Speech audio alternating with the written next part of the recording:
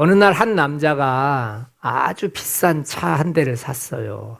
그리고 며칠 동안 열심히 타고 다니다가 한 9일 정도 탔는데 차가 앞으로 안 나가고 덜덜거리면서 나중에는 시동이 딱 꺼지는 거예요. 그래서 이 화가 난 남자가 서비스 센터를 찾아갔대요. 그래서 막 화를 내면서 이 차가 보통 비싼 차가 아닌데 왜 이 모양입니까? 그랬더니 정비사가 차를 꼼꼼히 살펴보더니 활짝 웃으면서 말했더래요. 손님, 차는 아무 문제 없습니다. 손님이 가솔린 차에 경유를 넣으셨네요. 이렇게 얘기를 하더래요. 여러분, 엔진이 고장난 게 아니고 주인이 잘못된 것을 넣었기 때문에 차가 멈춘 것이죠. 우리 인생도 마찬가지입니다. 하나님이 만드신 우리 마음이라고 하는 엔진에 이 교만이라고 하는 가짜 연료를 넣으면 반드시 인생은 가다가 딱 멈추게 돼 있습니다. 우리 마음은 하나님과 연결되도록 설계되어져서 만들어졌어요. 그런데 죄가 들어오면서 이 연결고리가 끊어졌지요. 그래서 마음이 고장난 상태가 되었습니다. 마음이 고장나면 세상을 다 가져도 행복하지 않습니다. 왜냐하면 사람의 마음은 하나님만큼 크기 때문에 세상적인 것들은 갈증밖에 주지 않습니다. 만약에 여러분과 제가 세상적인 것들을 다 얻어가지고 행복하고 부족한 게 없습니다라고 말한다면 그 사람은 천국이 없는 사람이에요. 천국이 있는 사람들은 세상적인 것을 가지면 가질수록 더 갈증을 느끼게 돼 있어요. 인간의 모든 고통은 환경에서 오는 것 같지만 실제는 마음이 방향을 잃어버렸을 때 찾아옵니다. 하나님을 향해서 바라봐야 할 마음이 주변 환경을 본다거나 아니면 나 자신을 향할 때 영적인 고장이 시작됩니다. 오늘 빌립보서 2장 5절부터 11절은 예수님의 비하와 승귀를 다루는 아주 귀중한 구절이에요. 사도 바울은 감옥이라는 극한 상황에서 빌립보 성도들에게 어떤 핵심적인 성경 구절 하나를 줍니다. 그게 바로 5절에 너희 안에 이 마음을 품으라. 곧 그리스도 예수의 마음이다. 바울은 하나님께서 하나님과 동등됨을 취하지 아니하시고 자기를 비워서 죽기까지 복종하셨다라는 것을 이야기해 줘요. 그런데 한 가지 의문이 생겨요.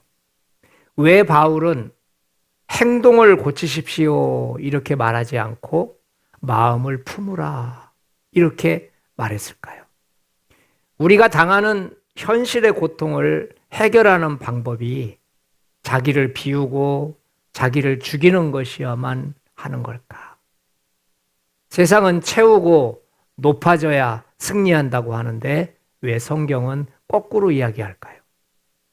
여러분, 과연 자기를 비우고 자기를 죽이는 것이 우리를 이 세상을 살아가면서 인생의 승리자로 만들어 줄까요? 빌립보 교회는 바울이 아시아에서 유럽으로 넘어간 그리고 처음 세운 교회예요. 뭐든지 첫째라는 것은 마음이 남달라요. 그래서 아시아에서 복음을 증거하려고 하다가 성령께서 강력하게 인도하셔가지고 안디옥, 이 유럽의 첫 관문입니다. 그래서 유럽에 복음이 증거되고 있는 첫 번째 관문에 들어갔는데 그때의 바울이 느끼고 있었을 자부심, 그리고 바울이 그 높은 자부심을 가지고 가리켰던 빌립보 성도들을 향한 그 마음을 생각해 보세요. 빌립보 교회는 굉장히 뜨거운 교회였어요. 그런데 내부적으로 깊이 들어가면 성도들 간에 갈등과 분열이 있었습니다. 성경에서는 그 갈등과 분열을 유디아와 순두계라고 하는 그 지도자들 사이의 갈등으로 표현해 놓고 있습니다. 바울은 이 교회의 문제의 원인을 마음의 고장으로 진단한 것입니다. 5절에서 너희 안에 이 마음을 품으라 라고 하신 말씀을 다른 말로 한번 해볼까요? 지금 너희의 마음이 그리스도 예수의 마음이 아닌 다른 것으로 채워져 있다라는 말이에요. 바울은 지금 로마 감옥에 갇혀서 생사의 기로에 서 있어요. 죽음이 바로 문 앞에 와 있습니다. 그런 그가 걱정하는 것은 자신의 생명이 아니라 성도들의 마음 상태를 걱정하고 있어요. 바울이 성도들의 마음 상태를 걱정하는 이유는 왜 그럴까요? 마음이 고장나면 교회의 본질도 개인의 영성도 순식간에 무너져 내리기 때문에 그렇습니다. 그래서 그는 그리스도의 마음을 빨리 회복하기를 바라고 있는 것이죠. 5절 말씀에 마음을 품으라 라고 하는 이 마음이란 단어를 제가 찾아보니까 단순한 감정이나 지적인 사고를 넘어서 삶의 태도, 삶의 가치관, 삶의 지향점을 의미해요. 그러니까 마음은 감정이나 뜨거운 열정 그것만 있는 것이 아니고 그 사람이 어떤 태도를 가지고 있는가, 그 사람의 가치관이 무엇인가, 그 사람이 향하고 있는 지향점이 무엇인가까지도 포함하고 있는 단어가 바로 이 프로네오라고 하는 단어라는 사실이에요. 그러면 바울은 지금 이 인간의 문제, 다시 말해 이 빌립보 교회 안에서 지금 싸움이 일어나고 있고 분쟁이 일어나고 있는 이 인간의 근본적인 문제는 너희들이 지능이 낮아서 싸우는 것도 아니고 감정이나 열정이 없어서가 아니고 너희들의 마음의 태도, 마음속의 가치관, 그리고 마음이 향하는 지향점으로 바라본 거예요. 마음이 고장나면 삶이 망가지고 잘못된 길로 가게 된다고 하는 성경적인 답을 주는 거예요. 예수님의 마음을 품으라고 했는데 그럼 예수님께서 이제 우리에게 어떤 마음을 보여주셨는지 한번 봅시다. 왜냐하면 이 예수님께서 보여주신 4가지의 마음이 우리가 교회 안에서 잃어버린 4가지의 마음이기 때문에 그렇습니다. 그래서 이 4가지의 마음을 찾는 것은 우리가 예수님의 마음을 품을 때, 다시 말해 잃어버렸던 것을 다시 찾아오는 것이 되는 것입니다. 7절에 보니까 오히려 자기를 비워 종의 형체를 가지사. 자기를 비우는 마음을 예수님께서 우리에게 보여주셨어요. 자기를 비운다, 참 어려운 얘기죠. 이 비운다라는 말이 무슨 뜻이냐면요, 안에 있는 것을 밖으로 쏟아내 버렸다라는 뜻이에요. 그러니까 내 마음 안에 있는 것들을 쏟아냈다는 거예요. 쏟아버렸다. 그러니까 예수님은 자기 자신을 온전히 쏟아내신 분이에요. 현대인은 끊임없이 자기를 채우려고 합니다. 전화기를 들면 SNS에 수없이 많은 사람들이 무엇인가를 업로드하고 자랑하고 또 경력을 자랑하고 또 통장의 잔금을 자랑하고 또 이렇게 하면 돈을 법니다. 이렇게 하면 성공합니다라는 말들을 수없이 해요. 계속 인간은 무엇인가 채우기를 원하지요. 그런데 인간이 비우는 기능이 고장나면서부터 인간의 마음속에는 탐욕이라고 하는 쓰레기가 마음 가득 차서 영적인 숨을 쉴 수가 없게 됩니다.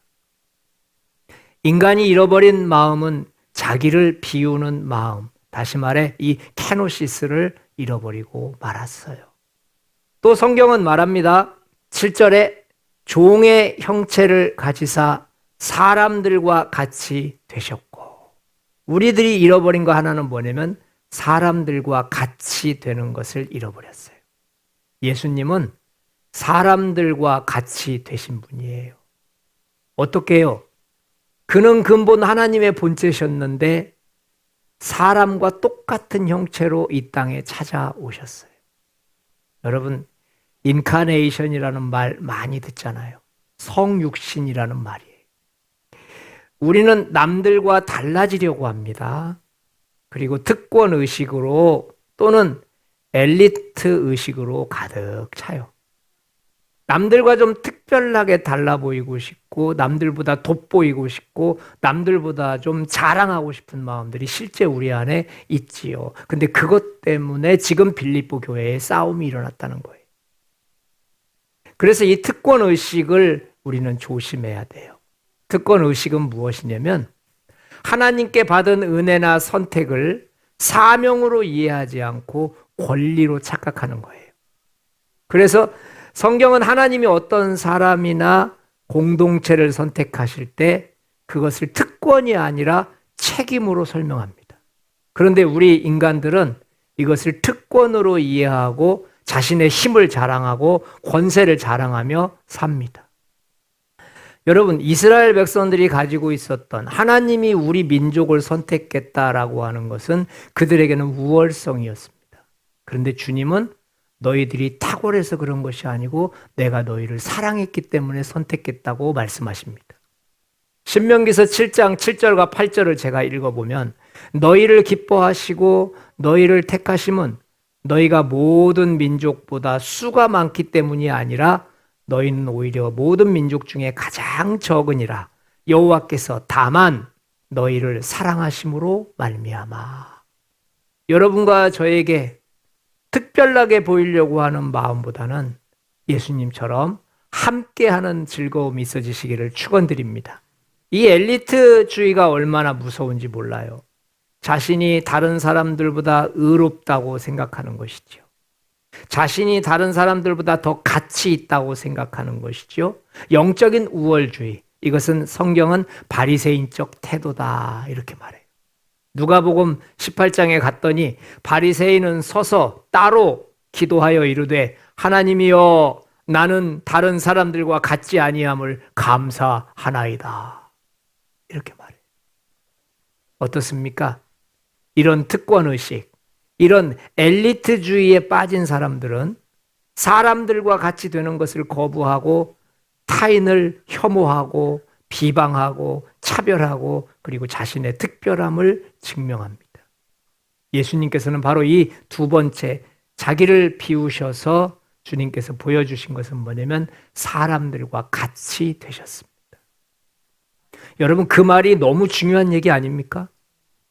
교회 안에서 유두개와 순두개가 계속해서 싸웠던 이유는 특별하다는 거예요. 나는 너와 다르다는 거예요. 그래서 자기를 비우기는커녕 그 안에 교만을 채워넣고 그리고 사람들과 같이 되기보다는 나는 너와 다르다라고 하는 이 특권의식과 엘리트주의 때문에 지금 큰 혼란에 빠져 있는 거예요. 또 예수님이 우리에게 보여주신 세 번째 것은 그는 근본 하나님의 본체시나 하나님과 동등됨을 취할 것으로 여기지 아니하시고 다시 말해서 자신을 낮추셨다는 거죠. 8절 한번 읽어보겠습니다. 사람의 모양으로 나타나사 자기를 낮추시고 죽기까지 복종하셨으니 곧 십자가에 죽으심이라. 예수님이 보여주신 세 번째 것은요. 자신을 낮추는 것을 보여주셨어요. 이 낮춘다라고 하는 말은 비천한 자리에 처한다라는 뜻이에요. 낮아진다라고 하는 말은 단순히 위치가 아래로 내려간다라는 뜻이 아니고 자신의 형편이나 처지가 매우 낮고 비천한 상태에 놓인다는 것을 의미해요. 그러니까 떨어뜨린 것을 말하는 게 아니고 그 떨어뜨린 상태에서 유지되는 것을 말하는 거예요. 그것을 자기를 낮추었다. 여러분, 신분이나 처지까지 낮아진다면 어떻게 될까요? 왕이었던 사람이 갑자기 거지가 되고 최고의 권세를 가졌던 사람이 갑자기 일개 사람들에게도 욕을 먹고 이게 바로 예수님께서 자기를 낮추신 모습이었어요. 이런 모습들을 예수님께서는 우리에게 보여주셨어요. 그리고 말씀하십니다. 죽기까지 복종하셨으니 곧 십자가에 죽으심이라. 예수님이 우리에게 보여주신 마음은 죽기까지 복종하는 모습을 보여주셨어요. 죽기까지 복종하셨어요. 복종은 권위 아래에서 귀를 기울인다는 뜻이에요. 이 복종이란 단어가 보니까 특정한 권위 아래에서 조용히 듣겠습니다라는 뜻이에요.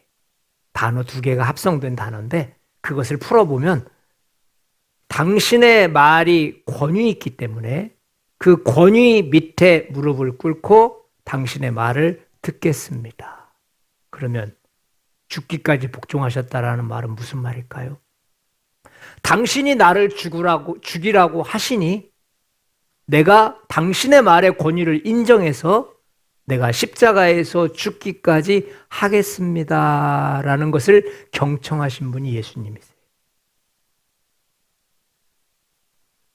그러니까 억지로 눌려서 따르는 태도가 아니고 그 말씀을 듣고 그 뜻을 받아들여서 순종하는 태도를 의미해요. 여러분, 복종은 억지로 해내는 태도가 아니고 말씀의 권위를 받아들이는 태도예요. 현대인은 말씀보다 내 기분과 내 판단에 복종합니다. 아주 자유로운 영혼이에요. 영적 권위에 대한 거부감이 극에 달아있다는 거예요. 현대인들의 가장 큰 문제는 내 기분과 내 판단에 의해서 하나님의 말씀도 치워버린다는 거예요. 그래서 영적 권위에 대해서 강력하게 거부합니다. 이 고장난 마음 네 가지 때문에 인간에게 고통이 찾아오는 거예요. 고통의 본질은 하나님과의 영적인 단절이에요. 그래서 하나님으로부터 분리된 영혼은 뿌리 뽑힌 나무와 같습니다.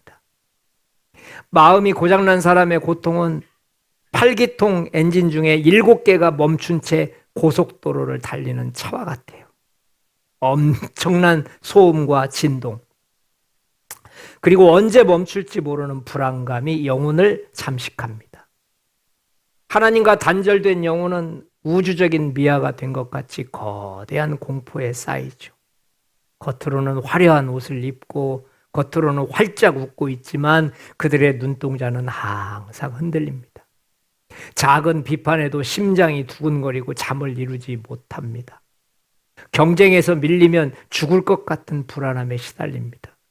내 존재 가치가 사라질 것 같은 강박증에 시달리면서 주변 사람들을 날카롭게 공격하기 시작합니다. 얼굴에는 평안이 없고 늘 무언가에 쫓기는 듯한 긴장된 마음으로 살아갑니다. 이 정도 되면 속 사람은 이미 다 문드러져 있습니다. 내가 왜 이렇게 인정받지 못할까? 열등감에 쌓이죠. 내가 최고여야 하는데 나는 왜 이럴까? 내 속은 계속해서 전쟁터가 됩니다. 하나님을 향해 문이 닫힌 마음은 마치 산소가 없는 밀폐된 방과 같아요. 숨이 막히고 가슴이 답답하고 이유 없는 우울과 이유 없는 분노가 영혼의 바닥에서부터 끓어오르기 시작합니다. 이것이 바로 고장난 마음이 겪는 지옥과 같은 마음입니다. 현대인들이 가지고 있는 공통된 마음이지요. 나는 누구인가? 나는 왜 사는가라는 질문 앞에 답을 내놓지 못한 채 자아의 감옥에 갇혀서 비명을 지르는 상태. 그것이 바로 고장난 마음을 가진 자의 심리적 지옥입니다. 이제부터 이 고장난 인간의 마음을 하나님의 방법으로 어떻게 치료해 가시는지 그걸 보면서 오늘도 여러분과 제가 해결책을 찾으시기를 축원드립니다. 하나님은 빌립보 성도들이 고장난 마음 때문에 서로 상처 주고 신음하는 것을 보면서 매우 가슴 아파하셨어요. 하나님께서는 우리가 스스로 마음을 고칠 수 없는 존재라는 것을 이미 알고 계셨어요. 물론 그래서 독생자 예수 그리스도를 우리에게 보내주신 줄 믿습니다. 하나님의 심정은 자녀를 살리기 위해서 자신의 심장을 내어주시는 아비의 마음이셨어요. 그분의 한없는 공의로움과 사랑 때문에 독생자를 대신 죽이심으로 우리를 고치시는 분이셨습니다. 그래서 하나님께서는 대속이라고 하는 방법을 사용하셨어요. 예수님이 마음을 치료해 주시기 위해 우리 대신 죽으셨습니다. 예수님께서 보여주신 이 네 가지 마음, 자기를 비우시고 성육신하시고 자기를 낮추시고 복종하시고, 이 모든 것은 온전한 것이었습니다. 여러분, 예수님은 비우셨는데 온전히 비우신 분인 걸 믿으시기 바랍니다. 예수님은 인간을 입고 이 땅에 오셨는데 온전한 성육신이셨어요. 대충 인간이 아니고 온전한 인간이셨어요. 예수님이 낮아지셨는데 그분의 낮아지심은 천한 사람들에게도 무시를 당하는 그런 온전한 낮아짐이셨어요. 그분은 복종하셨어요. 마지막까지 최선을 다해서 복종하신 것이 아니고 자기 생명까지 십자가에 올리는 온전한 복종이셨어요. 이 온전한 방법을 통해서 그분은 죽으셨습니다. 그래서 온전한 제물이 되셨고 저와 여러분들은 온전한 구원을 받게 된 것을 믿으시기 바랍니다. 예수님이 보여주신 이 온전한 마음을 그를 믿는 자들에게 성령으로 이식시켜 주셔서 우리가 다시 하나님과 소통할 수 있도록 길을 열어주신 줄 믿습니다. 우리가 예수님의 마음을 품고 십자가에서 죽기까지 복종할 때 우리는 어떻게 될까요? 마지막에 죽는 것으로 끝나버린다면 과연 우리의 복종은 무슨 의미가 있을까요? 하나님께서 예수님이 받으신 복을 그렇게 사는 사람에게 주신다는 것을 믿으셔야 됩니다. 이제부터 한번 예수님을 어떻게 하나님께서 높이셨는지 보면서 이 높이심이 예수님에게만 해당되는 것이 아니고 저와 여러분들에게도 해당된다는 것을 믿으시기 바랍니다. 자, 우리 9절 한번 같이 읽어보도록 하지요. 이러므로 하나님이 그를 지극히 높여 모든 이름 위에 뛰어난 이름을 주사. 하나님은 예수 그리스도를 지극히 높여서 뛰어난 이름을 주셨습니다. 하나님이 이렇게 십자가에 죽기까지 순종하는 백성들에게 주시는 첫 번째 은혜는 지극히 높여주시는 은혜예요.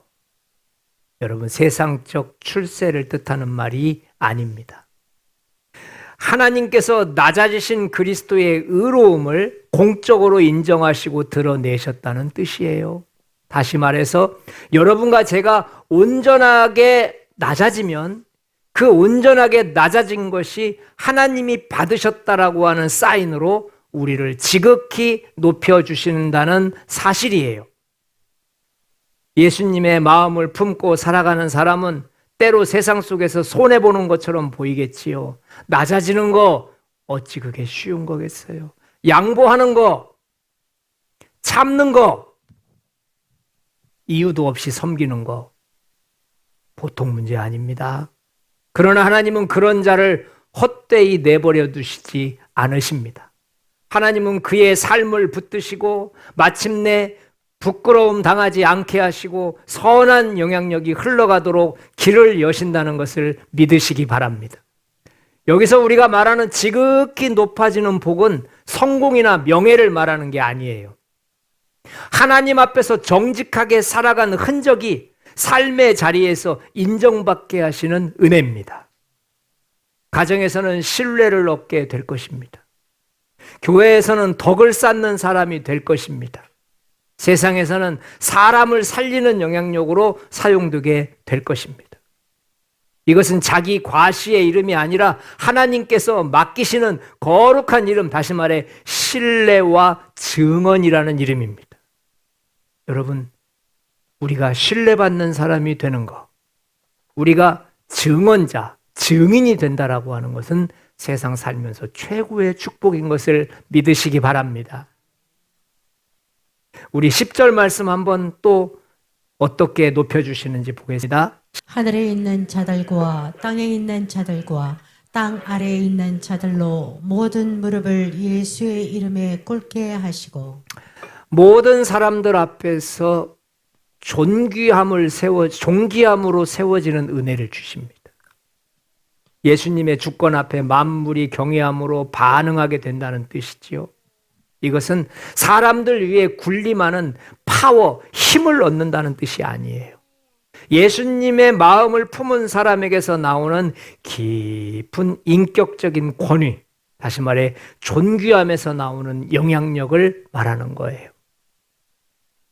자기를 비우고 예수의 마음을 품은 사람에게는 이상하게도 사람의 마음을 쉬게 하는 힘이 생깁니다. 자기 주장이 강한 사람 곁에 있으면 늘 긴장되거든요. 그런데 예수님의 마음을 품은 사람 곁에 가면은 마음이 안정됩니다. 예수님의 인격, 예수님의 존귀함은 사람을 평안하게 만들어주고 그 사람까지도 존귀하게 만들어준다는 것을 믿으시기 바랍니다. 저는 며칠 전에 어떤 자매가 자기 친구 이야기를 하는 거예요. 제 친구는 크게 두 부류의 친구가 있습니다. 한 부류는 제가 그 친구 앞에 섰을 때 무엇을 해도 부끄럽지 않은 친구가 있고, 한 부류는 그 친구 앞에 가면은 조금이라도 실수하면 안 되는 부류의 사람이 있다는 거예요. 그런데 어떤 사람이 더 편안할까? 여러분, 사람이 편안한 마음을 줄 때 그 사람이 승리자라는 것을 믿으시기 바랍니다. 우리들 마음 깊은 곳에는요, 예수님의 인격이 있고 예수님의 존귀함이 있어요. 그것은 평안함으로 우리에게 줍니다. 여러분과 제가 만나는 사람마다 평안함을 느끼는 축복이 임하시기를 주의 이름으로 축복을 드립니다. 이 복은 내면의 복이기도 합니다. 더 이상 인정받기 위해서 몸부림치지 않고 더 이상 사람과 비교하면서 흔들리지 않아도 됩니다. 할렐루야! 얼마나 큰 복이에요. 조직 사회에 들어가고 공동체 사회에 들어가 보세요. 높은 사람에게 잘 보이기 위해서, 인정받기 위해서, 그리고 서로 비교해 가면서 누가 더 키가 크냐, 누가 더 잘 배웠냐, 누가 똑똑하냐. 여러분, 그 생지옥입니다. 그런데 이런 사람들 앞에 가면은, 존귀함으로 세워진 사람들 앞에 가면은 아무런 옷을 거치지 않아도 편안합니다.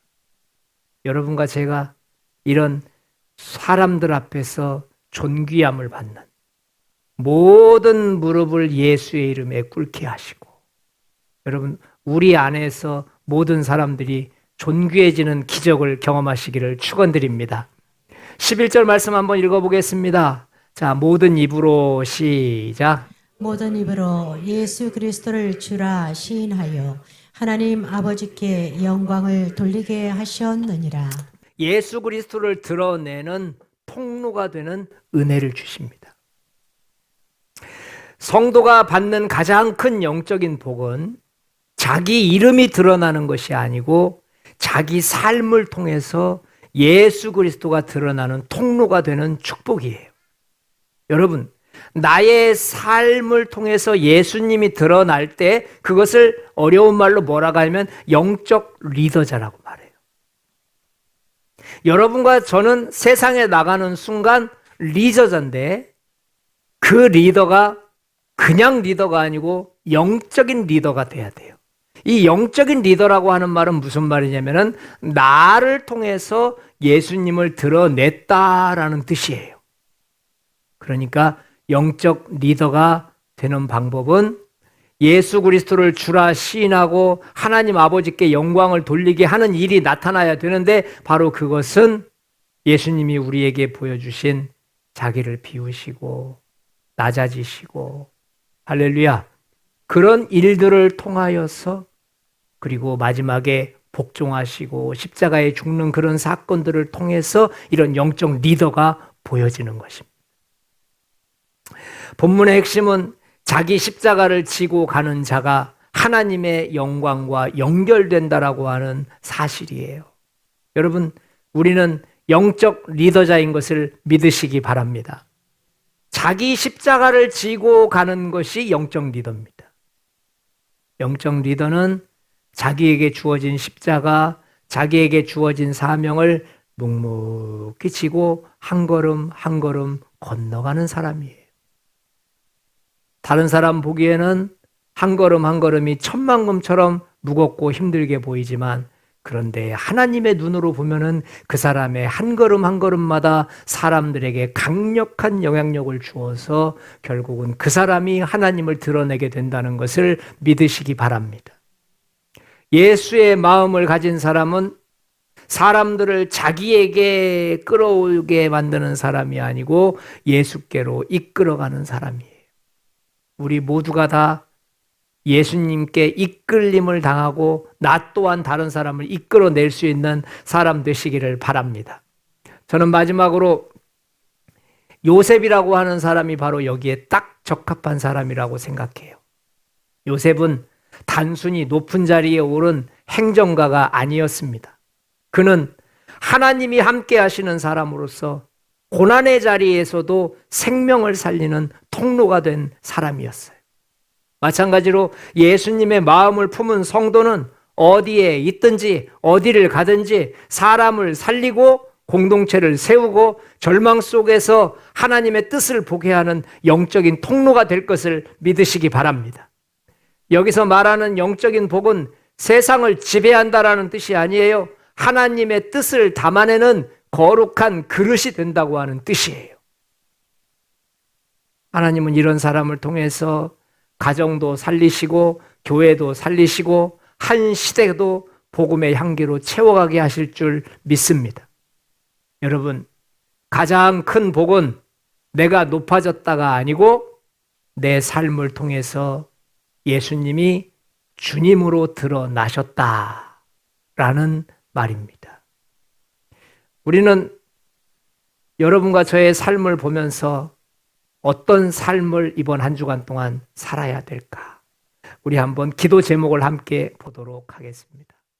이번 주에 내가 자랑하고 싶은 거, 내가 주장하고 싶은 순간에 의도적으로 한번 꾹 참으세요. 어떻게 해요? 의도적으로. 고의적으로 참으시라고요. 내가 이 말 해야지. 근데 딱 참아보세요. 그러면 그만큼이 비워진 겁니다. 여러분, 언어가 나가는 순간 채워지는 겁니다.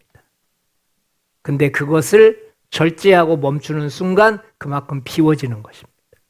예전에 우리 어르신들이 말만 안 해도 중간은 간단 말 있잖아요. 그러니까 말을 안 하면 그만큼 나를 비웠기 때문에 그 사람은 그만큼 높임을 받는 것입니다. 이번 한 주간이 꾹 참는 한 주간 되시기를 축원드립니다. 자, 두 번째입니다. 나보다 낮은 위치에 있는 사람에게 먼저 고개 숙여 인사합시다. 가장 대하기 어렵거나 불편한 사람에게 먼저 다가가서 어떻게 합시다? 인사합시다. 불편한 사람에게 먼저 다가가세요. 이게 낮아지는 거예요. 나를 힘들게 만든 사람에게 먼저 다가가세요. 이게 낮아지는 거예요. 빌립보서 2장의 오늘 본문 말씀을 한번 일주일 동안 읽어보는 건 어떨까요? 읽어보시면서 이렇게 고백을 하세요. 주님, 제 마음은 고장났습니다. 오늘 예수님의 마음을 저에게 이식시켜 주옵소서. 집어넣어 주옵소서. 여러분, 반드시 우리 예수님께서 이 기도 들으시고 우리 마음을 우리 마음에 예수님 마음 품어주실 것을 믿으시기 바랍니다. 우리 한번 이 시간에 찬양 한 곡 하고 이 세 가지 기도를 했으면 합니다. 좀 불러주세요. 주께로 가까이, 주께로 가까이, 주께로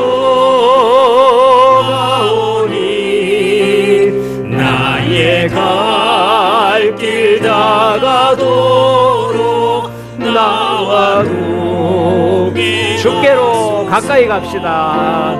주께로 가까이, 주께로 가오. 아멘.